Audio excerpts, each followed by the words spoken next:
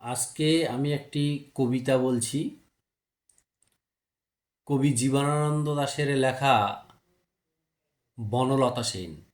কবিতাটির নাম বনলতা সেন। বনলতা সেন, কবি জীবনানন্দ দাশ। হাজার বছর ধরে আমি পথ হাঁটিতেছি পৃথিবীর পথে, সিংহল সমুদ্র থেকে নিশীথের অন্ধকারে মালয় সাগরে। অনেক ঘুরেছি আমি বিম্বিসার অশোকের ধূসর জগতে, সেখানে ছিলাম আমি আরো দূর অন্ধকারে বিদর্ভ নগরে।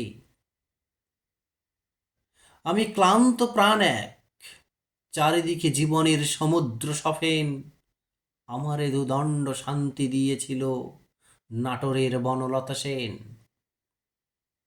চুল তার কবেকার অন্ধকার বিদিশার নিশা, মুক্তার শ্রাবস্তির কারুকার্য অতি দূর সমুদ্রের পর।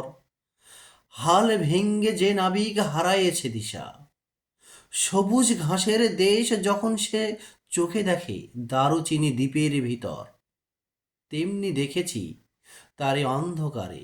বলেছে সে, এতদিন কোথায় ছিলেন? পাখির নীড়ের মতো চোখ তুলে নাটোরের বনলতা সেন। সমস্ত দিনের শেষে শিশিরের শব্দের মতন সন্ধ্যা আসে, ডানার রৌদ্রের গন্ধ মুছে ফেলে চিল।